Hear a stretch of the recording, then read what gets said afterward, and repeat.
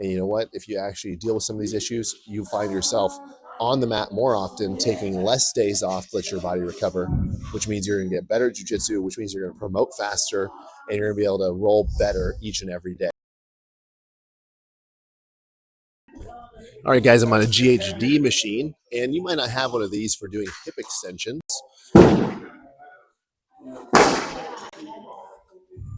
So if you don't have one of these, you're going to do these instead.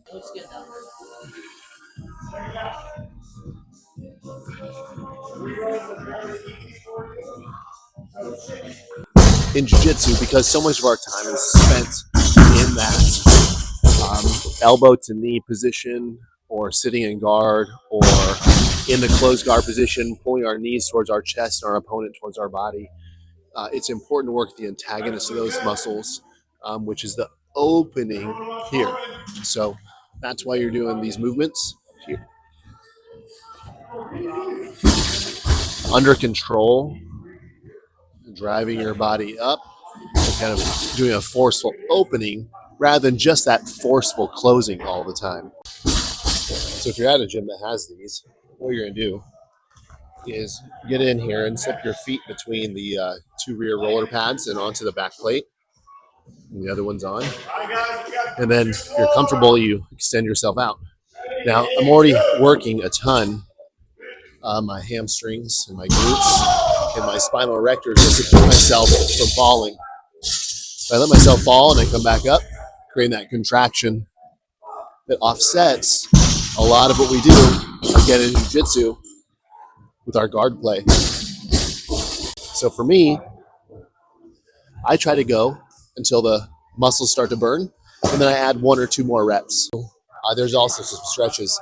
And a lot of times people don't think, because it's called a quad stretch, is that this is not going to help your back. But in reality, the quad comes in, inserts into the hip flexors. And the hip flexors are part of what gets tight to create, like, this portion of the body shortens like this, right? You start getting with this position here.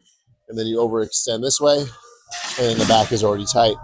So we can loosen the hip flexors by doing a good quad stretch. Try not to have your knee flare out. Drive it down. Pull.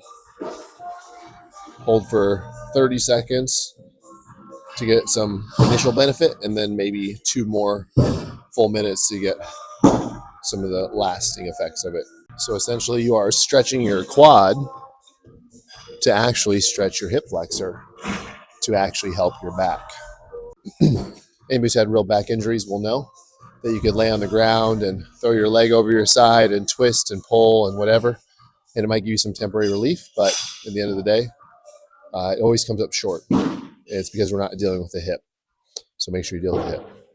So these are some of my favorite exercises. They're things that I got exposed to within the CrossFit space, and now I'm transferring them over to Jiu-Jitsu, and I'm trying to tell anybody who will listen. And the hard part is, CrossFit's got this stigma that all it does is injure people, but in reality, there's a ton of good that happens within your local CrossFit gym or CrossFit style gym that actually will help all of you guys who haven't been paying any attention to that stuff continue to be able to practice jiu-jitsu at a really high level.